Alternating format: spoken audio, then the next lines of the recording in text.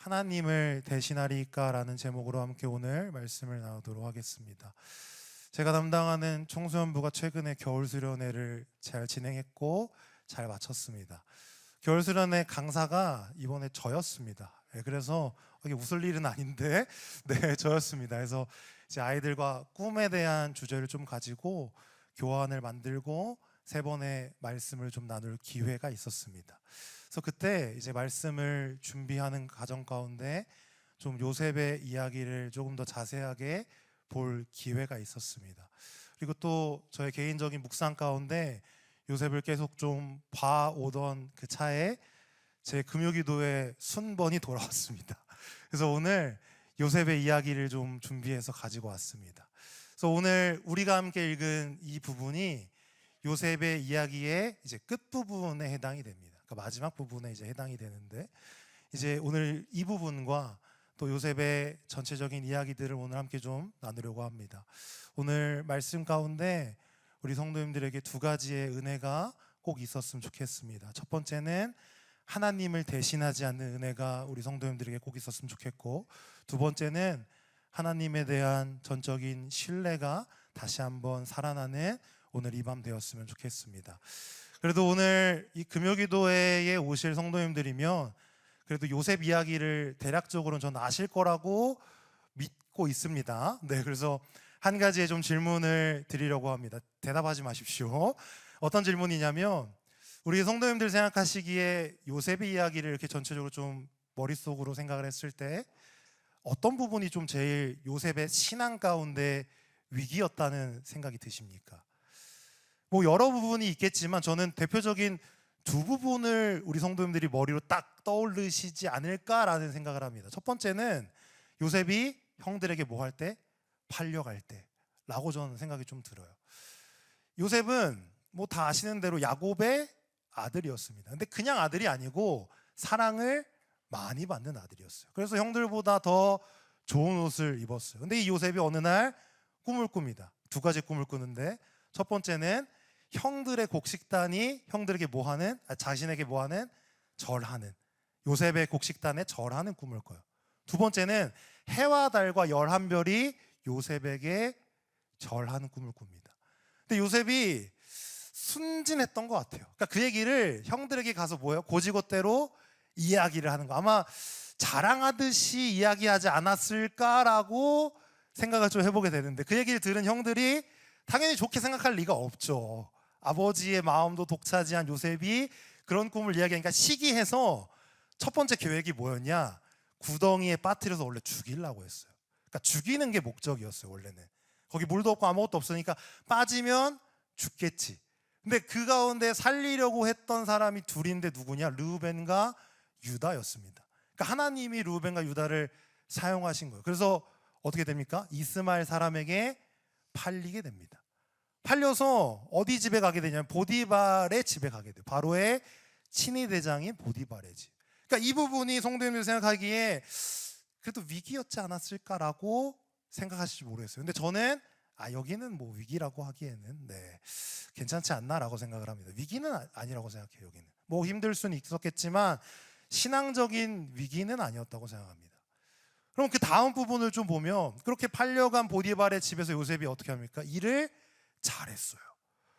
일을 너무 잘하는 거예요. 그러니까 너무 잘하니까 당연히 거기에 뭐 하나님 함께 하셨고 하나님이 형통하게 하셨는데, 일을 잘하니까 보디발이 이 요셉을 너무 신임하게 됩니다.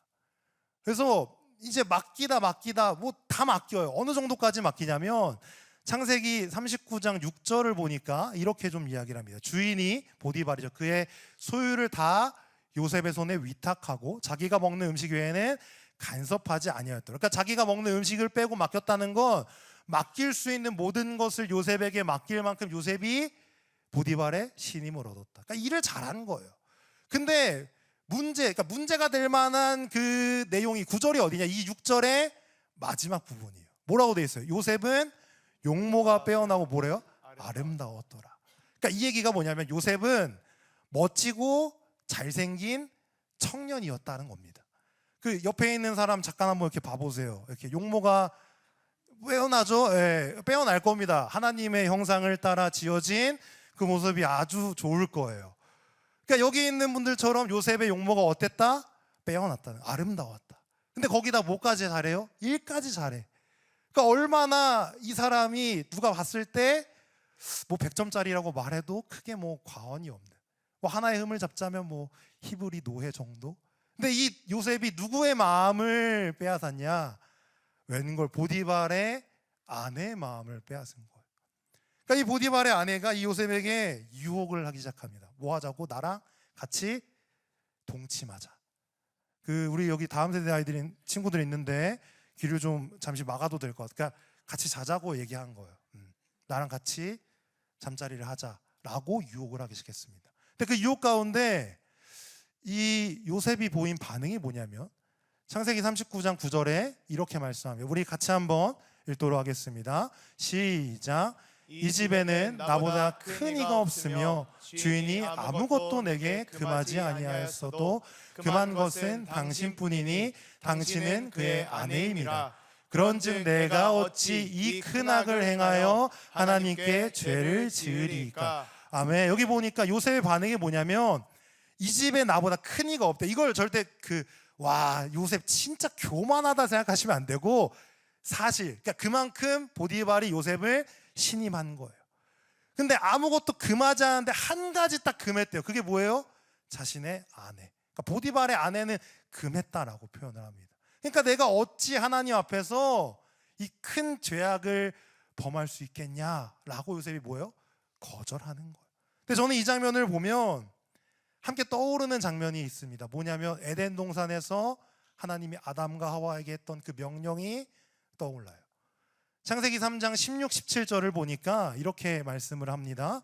16절에 보니까 여호와 하나님이 그 사람에게 명하여 이르시되 동산 각종 나무의 열매는 내가 임의로 먹되 근데 선악을 알게 하는 나무의 열매는 먹지 말라. 내가 먹는 날에는 반드시 뭐한다?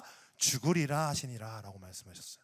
그러니까 그 얘기는 뭐냐면 하나님이 먹을까 말까를 고민하라고 한 게 아니라 먹지 말아라. 그러니까 명했다는 얘기는 명령하셨다는 얘기예요.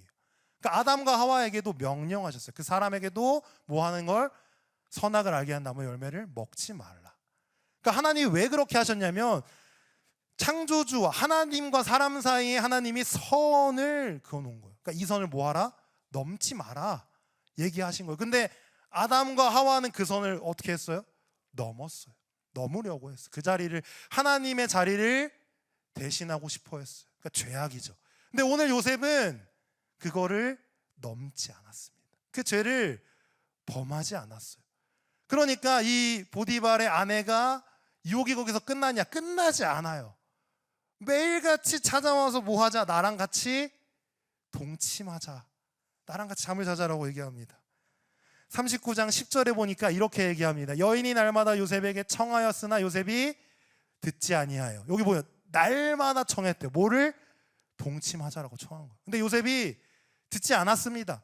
그래서 동침을 당연히 안 했을 뿐더러 뭐도 안 했어. 그냥 같이 있으면 안 되겠다. 피한 거예요. 피한 거예요.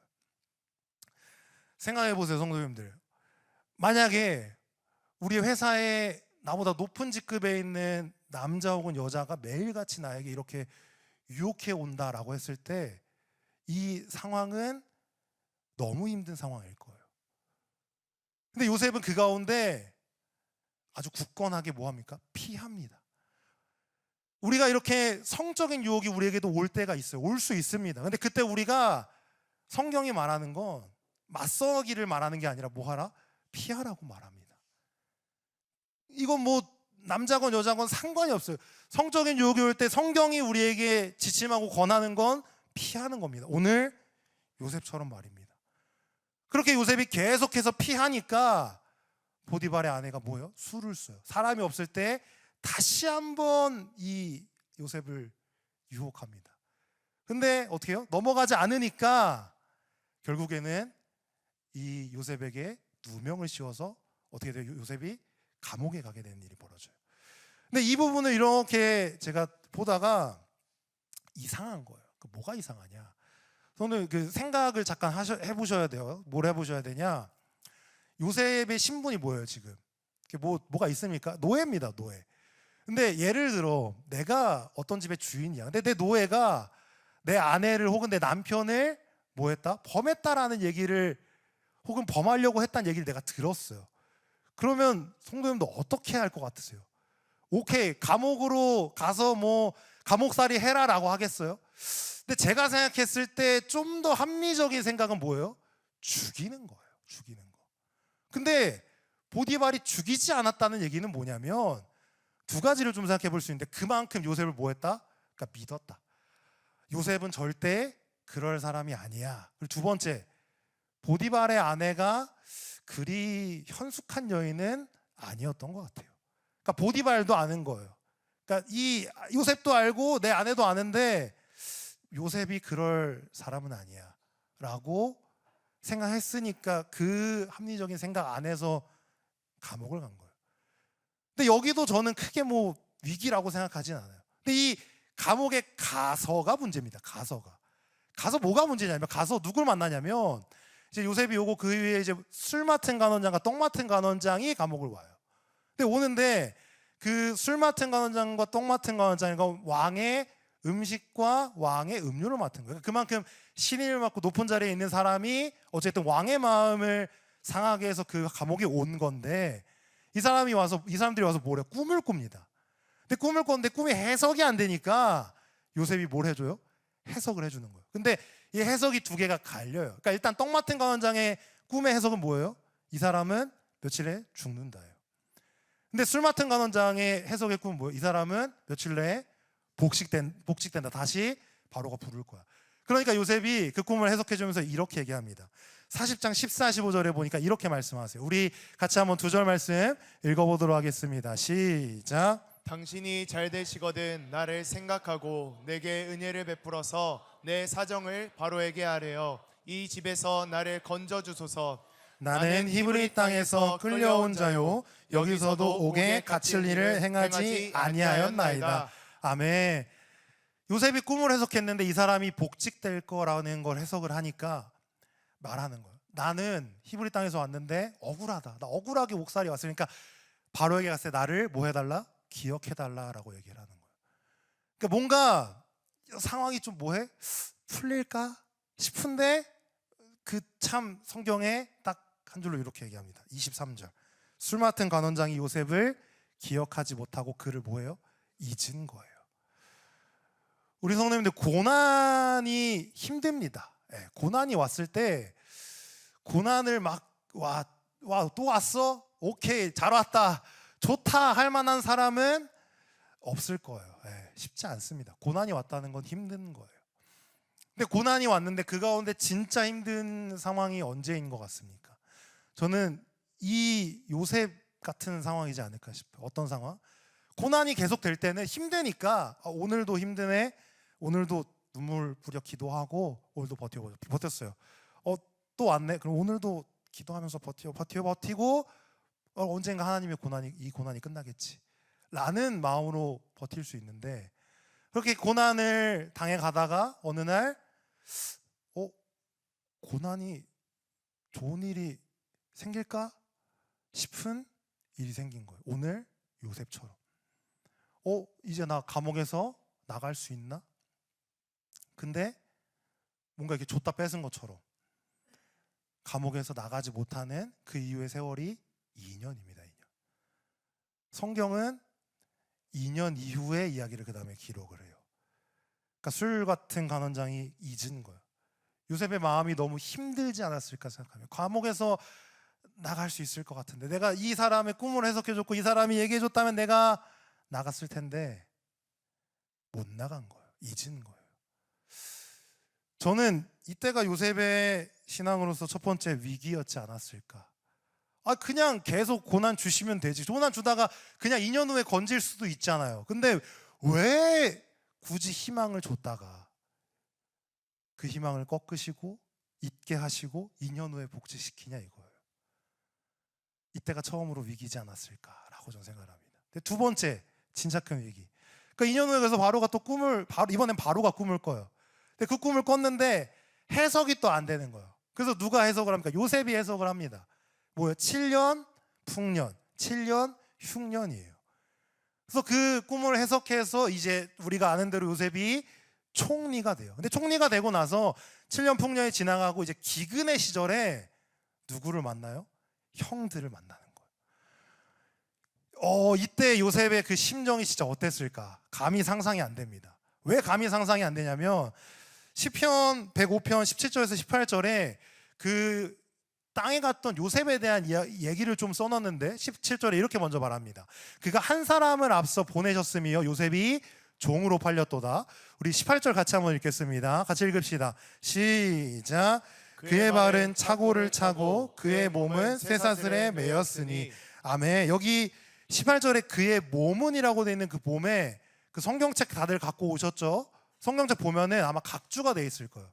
그리고 그러니까 히브리 말을 약자로 해놓은 건데 히라고 돼 있고 뭐라고 돼 있어요?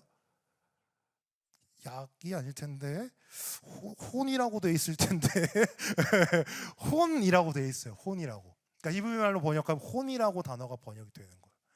그러니까 무슨 말이냐면 이 요셉이 그 땅에 애굽 땅에 간 일이 그냥 뭐 힘들었다 정도가 아니라 이 사람의 혼이 매일 정도로 뭐예요? 그만큼 힘든 거예요. 이게. 그러니까 이런 표현 쓰죠. 혼이 나간다라는 표현을 쓰잖아요. 뭐 자녀가 부모를 잃거나 부모가 자녀를 잃거나 정말 우리가 말로 표현할 수 없는 그 슬픈 일을 당했을 때 혼이 나간다는 표현을 쓰곤 하는데 그러니까 그 정도의 일을 누가? 요셉이 당한 거예요. 형들에 의해서. 근데 그 형들을 만났어요. 근데 이 만났을 때 상황이 어때요? 나는 옛날의 요셉과 다르죠. 난 총리. 내가 지금 이 땅에서 이 사람들을 어찌해도 나를 막을 수 있는 사람은 있다 없다? 없는 거예요. 근데 이것보다 더 좀 요셉에게 큰 위기는 오늘 우리가 읽은 부분이라고 저는 생각합니다. 그래도 처음에 형들을 만났을 때는 그의 아버지 누가 살아 있었어요?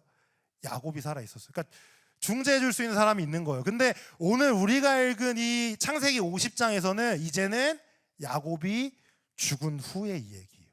그러니까 야곱이 죽으니까 형들도 알아요. 뭘 알아요? 무서운 거예요.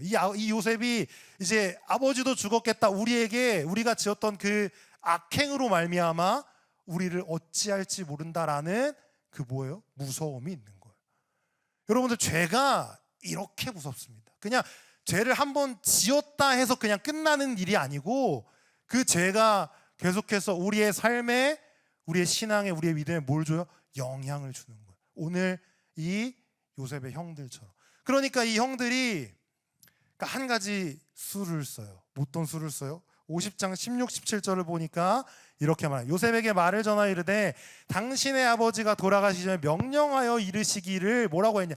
너희는 이같이 요셉에게 이르라 내 형들이 내게 악을 행하였을지라도 이제 바라건대 그들의 허물과 죄를 용서하라 하셨나니 당신 아버지 하나님의 종들인 우리 죄를 이제 용서하소서 하며 요셉이 그에게 하는 말을 들을 때 뭐예요? 울었더라라고 말해요. 저는 이 16, 17절을 읽잖아요. 그러면 좀 이상함을 느끼셔야 되는데 표정은 결코 이상함을 느끼지 않는 표정인 것 같아요. 왜 이상함을 느껴야 되냐? 여기 그래도 어머니 아버지들이 많으니까 만약에 제가 아빠 엄마의 시점에서 죽을 때가 됐다고 예를 들어봅시다. 내가 죽을 때 내 아들에게 유언을 할 수 있는 힘이 있어요. 그러니까 내 첫째 아들한테 내가 유언을 할 수 있는 힘이 있는데 굳이 내가 둘째를 불러서 둘째 잘 들어. 내가 죽으면 너희 형한테 가서 이렇게 하라고 얘기를 하고 할까요? 말까요? 하지 않겠죠. 내가 말할 수 있는 힘이 있는데 첫째를 불러다 얘기하지 뭐하러 내가 죽기 전에 중요한 말을 남기는데 둘째한테 그걸 전달하겠어요. 근데 오늘 형들이 뭐라고 얘기하냐면 요셉한테 표현도 웃겨요. 당신의 아버지래요. 당신의 아버지. 당신의 아버지가 죽기 전에 우리에게 얘기했대요. 뭐라고? 내가 죽고 나면 요셉에게 얘기해. 뭘? 이 형들이 지었던 악행을 뭐 해달라고? 용서해달라고 얘기하는 거예요. 아마 거짓이었을 거예요.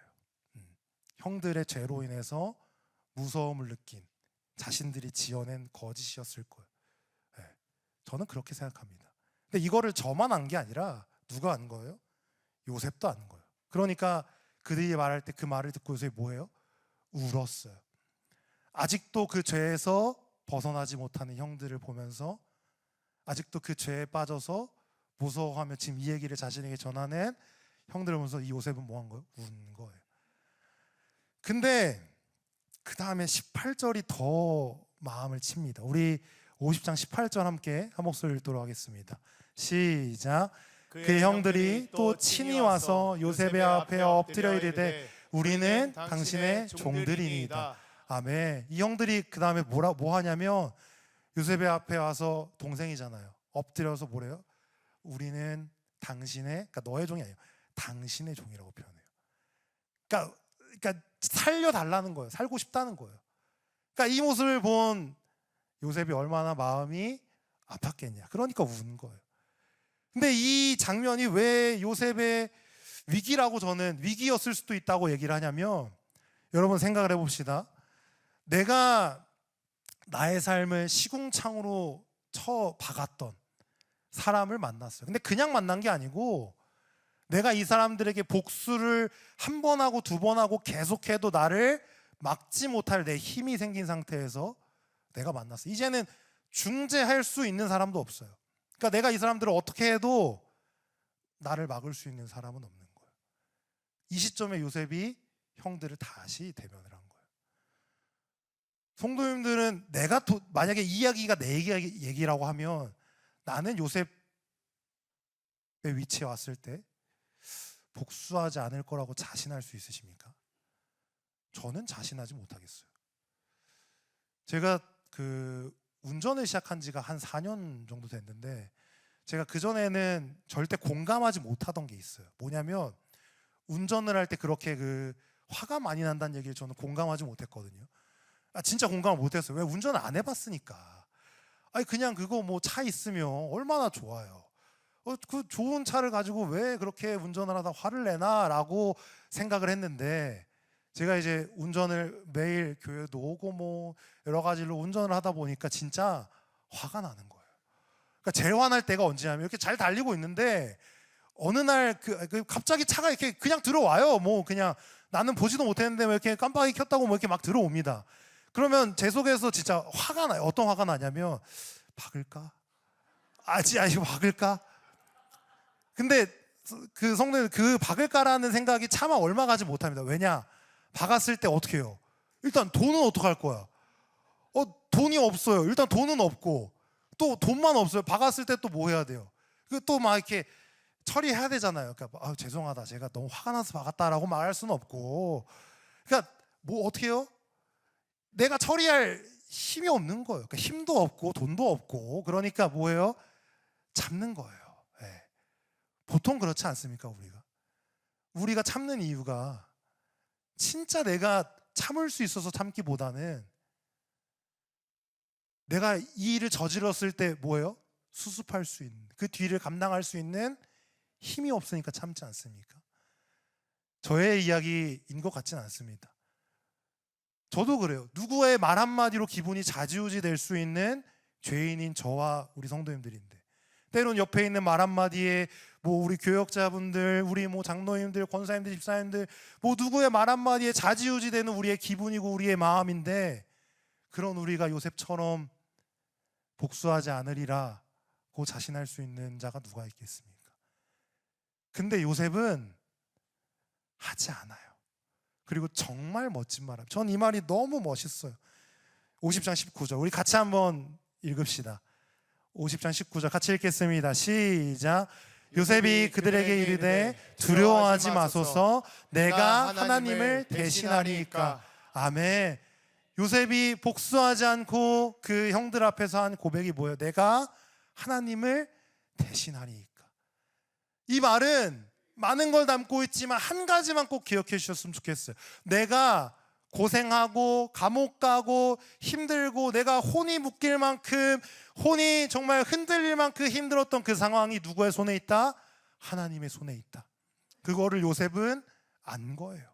그러니까 복수하지 않고 형들에게 고백합니다. 내가 하나님을 대신할 수 있겠습니까? 근데 우리는 때때로 하나님을 대신하려고 하는 적이 너무나도 많아요. 내가 어떻게 해보려고 하고, 내가 꼭 내 삶의 주인인 것처럼 살려고 하는 때가 너무나도 많습니다.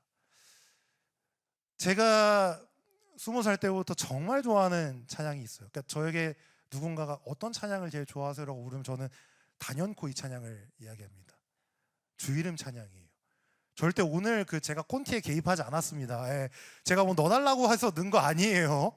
근데 이 찬양의 가사가 제가 20살 뭐 초반 때는 정말 기쁘게 그러니까 신나게만 고백을 했어요. 그러니까 이 찬양의 가사가 그러니까 이렇습니다. 1절을 보면은 1절을 이렇게 말합니다. 주 이름 찬양 뭐라고 하냐면 풍요의 강물 흐르는 부요한 땅에 살 때에 주님 찬양해. 그러니까 잘 될 때 뭐예요? 주님을 찬양한다는 거예요. 그 다음에 거칠은 강야와 같은 인생길 걸어갈 때도 뭐예요? 주님을 찬양해. 그 다음에 햇살이 나를 비추고 만물이 새롭게 될 때도 뭐예요? 주님을 찬양해. 근데 가는 길이 뭐예요? 험할지라도 고통이 따를지라도 뭐예요? 주님을 찬양한다라는 고백이에요. 근데 이거보다 더 기가 막힌 건 그러니까 브릿지라고 보통 표현하는데 그 가사예요. 주님은 주시고 주님은 찾으시네. 내 마음에 하는 말 주 찬양하며. 이게 오해하시면 안 되는 게 주님은 주실 수도 있고 찾으실 수도 있다는 얘기예요. 그러니까 기부를 얘기하는 거지 주님이 주님이시라는 얘기를 하는 게 아닙니다. 그러니까 주님은 주실 수도 있고 찾으실 수도 있어요. 근데 그때 우리가 하는 고백이 뭐래요? 주님을 찬양합니다 라는 거예요. 저는 이 찬양의 고백이 20살 때 믿음을 모를 때 하나님을 잘 모를 때 마냥 기뻤어요. 근데 지금은 이 고백을 할 때 주먹을 쥐면서 고백을 해요. 그러니까 화나서가 아니고요. 이 고백이 쉽지 않아서. 거칠은 광야를 갈 때나 햇살이 나를 비출 때나 주님을 찬양하는 것이 성도의 삶이 맞습니다. 그리고 오늘 하나님을 대신하지 않는 그 삶도 그러한 삶이 맞습니다.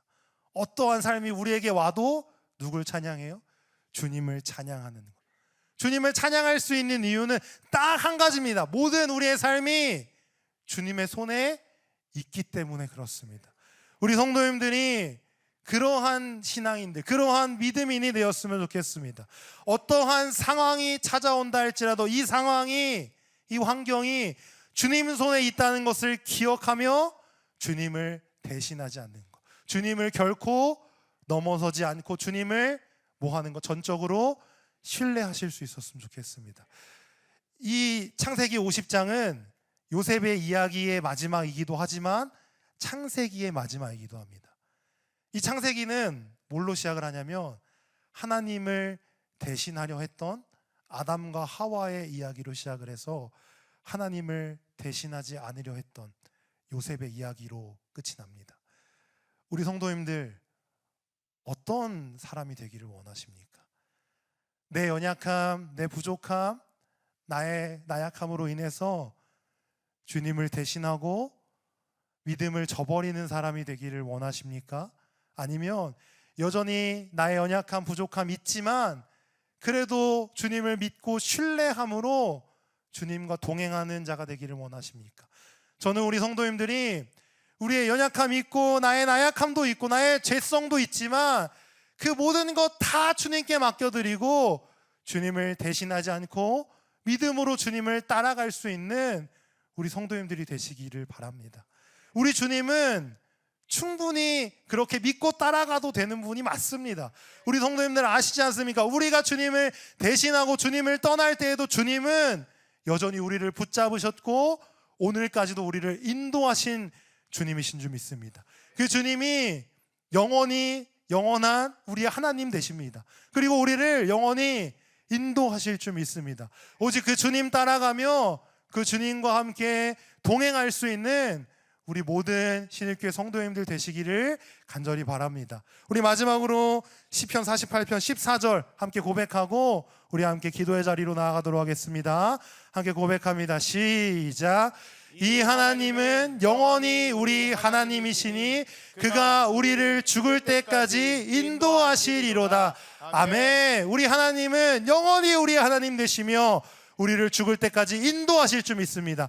오직 이 주님만 믿음으로 따라가는 우리 신일교회 모든 성도님들 되시기를 주의 이름으로 간절히 부탁드리고 바랍니다. 아멘.